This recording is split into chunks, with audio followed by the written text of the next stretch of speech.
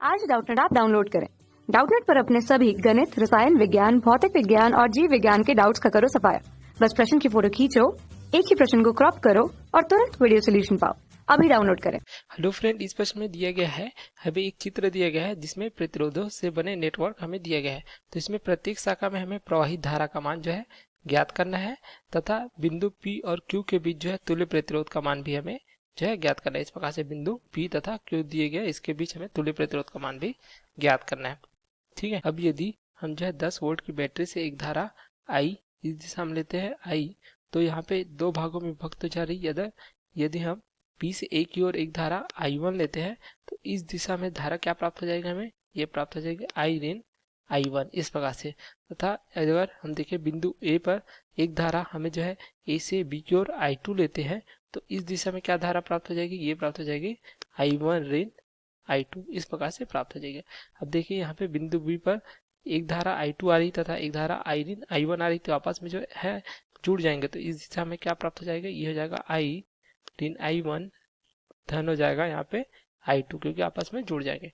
अब देखिए बिंदु Q पर एक धारा आ रही है I1 ऋण I2 तथा एक धारा आ रही है यानी धन I ऋण I1 धन I2, क्योंकि दोनों आपस में जुड़ जाएंगे। देख सकते हैं एक धारा तथा एक दूसरी धारा, तो यहाँ पे क्या कट जाएगा, ऋण I1 से कट जाएगा, ऋण I2 से कट जाएगा, तो क्या प्राप्त होगा, हमें इस दिशा में एक I धारा प्राप्त हो जाएगी। अर्थात प्रत्येक शाखा में इस प्रकार से हमें धारा प्राप्त हो जा रही है। तो हम यहाँ पे देखिए हमें जो है लूप प्राप्त हो रहे हैं। ठीक है, तो यहाँ पे हम अगर पहला लूप लेते हैं इस प्रकार से, अगर इसको लूप 1 लिखते हैं तो यहाँ पे लूप 1 में किरचॉफ के वोल्टता नियम से क्या लिख सकते हैं। यहाँ पे देखिए हम देखें लूप 1 क्या है, P से A की ओर चलते हैं तो हम धारा की दिशा में चल रहे हैं तो हम धनात्मक लेंगे मान। यहाँ पे क्या है, धारा I1 है तथा प्रतिरोध क्या है 10 है, तो 10 ओम गुणित I1 हो जाएगा। उसी प्रकार A से B की ओर चलते हैं, देख सकते हैं A से B की ओर हम चल रहे हैं, हम धारा की दिशा में है तो मान धनात्मक लेंगे। ठीक है, यहाँ पे प्रतिरोध है 5 ओम का तथा धारा क्या प्रवाहित हो रही है, यहाँ पे देख सकते हैं यह प्रवाहित हो रही है I2, इस प्रकार से लिख सकते हैं। अब देखिए B से P की ओर चलते हैं तो B से P की ओर जो है हम धारा की विपरीत दिशा में चल रहे हैं, धारा नीचे की ओर आ रही P से B की ओर, लेकिन हम चल रहे हैं ऊपर की ओर B से P की ओर, तो यहाँ पे हम ऋणात्मक लेंगे इस प्रकार से। तथा यहाँ पे प्रतिरोध है 5 ओम का तथा धारा क्या प्रवाहित हो रही है, ये हो रही है I ऋण, ये हो जाएगा I1। इस प्रकार से हमें पहले लूप के लिए मान प्राप्त होते हैं तथा यहाँ पे कोई बैटरी नहीं जुड़ा हुआ है तो विद्युत वाहक बल का मान क्या हो जाएगा, ये बराबर 0 प्राप्त हो जाएगा। ठीक है, अब इसको यदि हम हल करेंगे तो ये हो जाएगा 10 I1 धन 5 I2 ऋण 5 I धन 5 I1 बराबर 0, या हम इसको लिख सकते हैं ऋण 5 I धन 15 I1 धन 5 I2 बराबर 0।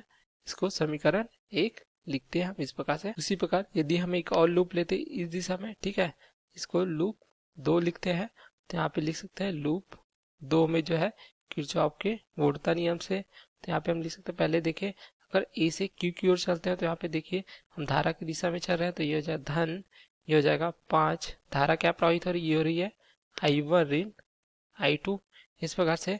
तथा उसी पर Q से B की ओर चलते हैं तो हम जो है धारा के विपरीत दिशा में तो हम ऋणात्मक लेंगे। यहाँ पे प्रतिरोध है 10, धारा क्या प्रवाहित हो रही है, ये हो रही है I ऋण I1 धन I2 इस प्रकार से। उसी प्रकार हम देखिए B से A की ओर चलते हैं ऊपर की ओर, तो हम ऊपर की ओर चल रहे हैं, धारा जो है I2 नीचे की ओर आ रही है तो यहाँ पे है ऋणात्मक मान हो जाएगा तथा प्रतिरोध क्या है 5 गुणित I2 बराबर क्या हो जाएगा, यहाँ पे कोई विद्युत वाहक बल नहीं है तो यहाँ मान हो गया 0 इस प्रकार से। तब इसको हल करेंगे तो हमें प्राप्त हो जाएगा 5 I1 ऋण 5 I2 ऋण 10 I धन 10 I1 ऋण 10 I2 ऋण 5 I2 बराबर 0 इस प्रकार से प्राप्त होगा। अब इसको हम हल करेंगे, ऋण 10 I तथा ये हो जाएगा धन 5 और 10 क्या हो जाएगा 15 I1 तथा ये हो जाएगा ऋण 5, उसके बाद ऋण 10 ऋण 5 अर्थात ये हो जाएगा 20, ये हो जाएगा ऋणात्मक हो जाएगा, ऋण हो जाएगा ऋण 20 I2 बराबर 0। इसको हम समीकरण 2 लिखते हैं इस प्रकार से। अब देखिए हमारे पास एक और लूप प्राप्त हो जाता है। हम देखिए ये हमारा तीसरा लूप प्राप्त हो जाता है। अगर इसमें इस प्रकार से लिखते हैं तो लूप 3 में क्या हो जाएगा, किरचॉफ के वोल्टा नियम से। तो यहाँ पे हम लिख सकते हैं, देखिए पहले P से B की ओर चलते हैं तो यहाँ पे धारा की दिशा तो धन हो जाएगा। अगर इस प्रकार से धन, यहाँ पे प्रतिरोध का मान 5 है, धारा क्या प्रवाहित हो रही है, I ऋण I1 इस प्रकार से। तथा अब B से Q की ओर चलते हैं तो यहाँ पे जो है धारा की दिशा में तो धन 10 हो जाएगा। धारा है I ऋण I1 धन I2 इस प्रकार से। उसी प्रकार देखिए Q से हम जो है इस दिशा में चलते हैं P की ओर तो यहाँ पे एक प्रतिरोध प्राप्त हो रहा है, यह है 10 तथा धारा क्या है यहाँ पे I है, तो बराबर हो जाएगा। अब देखिए यहाँ पे एक विद्युत वाहक बल प्राप्त हो रहा है, ठीक है। तो यहाँ पे ऋण से हम धन की ओर चल रहे हैं, ठीक है। तो ऋण से धन की ओर चलने के कारण हम क्या लेंगे, धनात्मक मान लेंगे। तो दिया गया विद्युत वाहक बल ये दिया गया 10, इस प्रकार से हम लिखते हैं, ठीक है। अब इसको हम हल करेंगे तो हो जाएगा 5I ऋण 5I1 धन 10I ऋण 10I1 धन 10I2 धन 10I बराबर हो जाएगा 10। अब यहाँ से लिख सकते हैं I के लिए 5 10 15 होगा, 15 10 ये हो जाएगा 25। तो ये आ जाएगा 25I तथा I1 के लिए ऋण 5 ऋण 10 ये हो जाएगा ऋण 15। तो ऋण 15 I1 तथा I2 के लिए देखिए आप I2 प्राप्त हो जाएगा, ये हो जाएगा धन 10 I2 बराबर क्या हो जाएगा 10। तो इसको हम समीकरण 3 लिखते हैं। तो समीकरण 1 2 तथा 3 को हल करने पर हमें I1 I तथा I2 के मान प्राप्त हो जाएगा। तो हम यहाँ पे लिख सकते हैं समीकरण 1 2 व 3 से।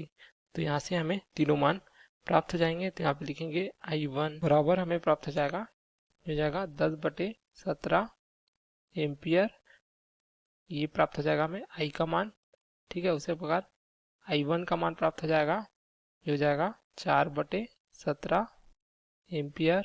इसी प्रकार जो है क्या दिया गया I2, तो I2 का मान हमें प्राप्त हो जाएगा, ये हो जाएगा ऋण 2/17 एम्पियर। तो इस प्रकार हमें जो है I1 I तथा I2 के मान प्राप्त हो जाते हैं। लेकिन हमें क्या पूछा गया प्रश्न में, देखिए कि प्रत्येक शाखा से प्रवाहित धारा। तो यहाँ पे हमें प्रत्येक शाखा में प्रवाहित धारा का मान ज्ञात करना है। तो यहाँ पे क्या दिया गया देख सकते हैं प्रश्न अनुसार, P तथा A में क्या धारा प्रवाहित हो रही है, P तथा A में धारा। तो यह हमें दिया गया है, हमने लिया है जो I1। तो I1 का मान क्या प्राप्त हुआ है, हमें देख सकते हैं ये प्राप्त हुआ है 4/17। तो 4/17 एम्पियर इस प्रकार से हमें प्राप्त हो जाता है, ठीक है। उसी प्रकार देखिए यदि हम यहाँ पे A तथा B बिंदु के बीच देखते हैं तो यहाँ पे लिखे हम A तथा B में धारा, ठीक है, इस प्रकार से। तो यहाँ पे हमें प्राप्त हो जाएगा, क्या प्राप्त हो जाएगा, यह I2। तो I2 का मान क्या प्राप्त हुआ है देख सकते हैं, यह है ऋण 2/17 एम्पियर। तो यहाँ पे मान हमें ऋणात्मक प्राप्त हो रहा है, अर्थात धारा A से B की ओर प्रवाहित न होकर क्या हो रही है, B से A की ओर प्रवाहित हो रही है, इसलिए हमें ऋणात्मक मान प्राप्त हो रहा है। अर्थात B से A की ओर प्रवाहित होगी तब धनात्मक मान प्राप्त होगा, ठीक है। उसी प्रकार देखें A से Q की ओर क्या प्रवाहित हो रही है धारा, I1 ऋण I2। यहाँ पे लिख सकते हैं AQ में क्या धारा होगी, ये हो जाएगा I1 ऋण I2। तो यहाँ पे मान रख देंगे तो हो जाएगा I1 का मान हमें प्राप्त हुआ है, देख सकते हैं 4/17 ऋण, यहाँ पे I2 का मान ऋण 2/17। तो ये हमें प्राप्त हो जाएगा बराबर 6/17। ये एम्पियर AQ शाखा में प्रवाहित धारा का मान हमें प्राप्त हो जाता है, जिसे IAQ से भी दर्शा सकते हैं। उसी प्रकार देखिए हम यहाँ पे जो शाखा हमें P तथा B में I ऋण I1 प्रवाहित हो रही है, तो यहाँ पे लिख सकते हैं हम PB में धारा, ठीक है। तो ये हो जाएगा I ऋण I1। तो यहाँ पे मान रख देंगे I का मान 10/17 ऋण I1 का मान 4/17। तो ये हमें प्राप्त हो जाएगा 6/17, इस प्रकार से प्राप्त हो जाएगा। उसी प्रकार अगर देखें B से Q की ओर, तो B से Q की ओर देखें, B Q में धारा, तो ये प्राप्त हो रहा है, हमें क्या प्राप्त हो रहा है देख सकते हैं I ऋण I1 धन I2। यहाँ पे रख देंगे I ऋण I1 धन I2। तो मान रख देंगे, हमें प्राप्त हो जाएगा I का मान है 10/17 ऋण I1 का मान है 4/17 धन I2 का मान है ऋण 2/17। तो इसको हल करने से हमें क्या प्राप्त हो जाएगा, ये प्राप्त हो जाएगा 4/17।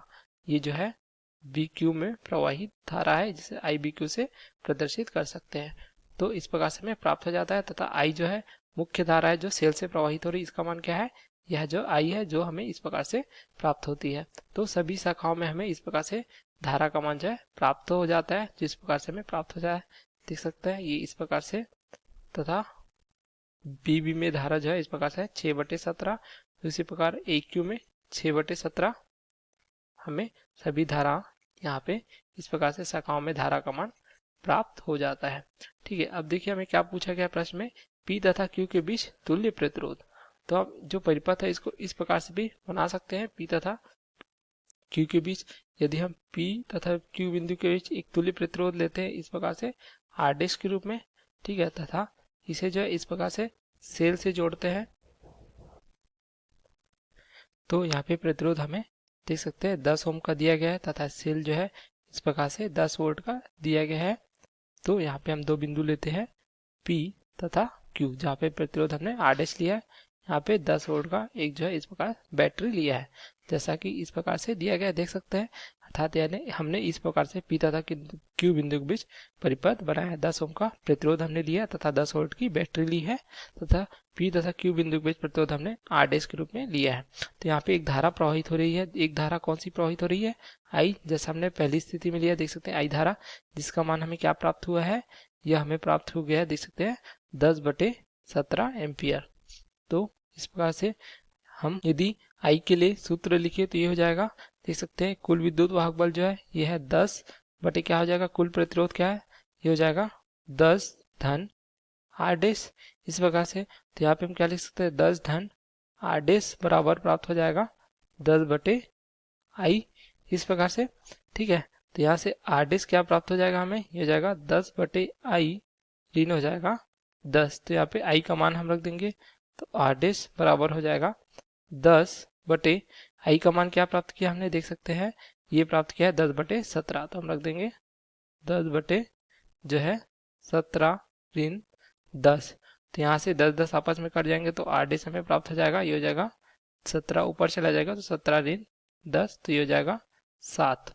तो यहाँ पे हमें जो प्राप्त हो जाता है P तथा Q बिंदु के बीच जो है तुल्य प्रतिरोध, ये प्राप्त हो जाता है 7 ओम। तो यही हमें प्रश्न में पूछा गया था, P तथा Q बिंदु के बीच तुल्य प्रतिरोध इस प्रकार से प्राप्त हो जाता है तथा सभी शाखाओं में हमें धारा इस प्रकार से प्राप्त हो जाती है, एम्पियर में हमें प्राप्त हो जाती है। तो यही हमारा क्या हो जाएगा, उत्तर हो जाएगा। प्रत्येक शाखा में धारा तथा P तथा Q बिंदु के बीच हमें इस प्रकार से जो है क्या प्राप्त हो जाता है, प्रतिरोध प्राप्त हो जाता है। तो ये हमारा उत्तर है। Okay, thank you. कक्षा 6 से 12वीं से लेकर नीट, IIT, JEE वो एडवांस के लेवल तक 1 करोड़ से ज्यादा छात्रों का भरोसा। आज ही डाउनलोड करें डाउटनेट ऐप या व्हाट्सएप करें अपने सारे डाउट्स 8400 400 400 पर।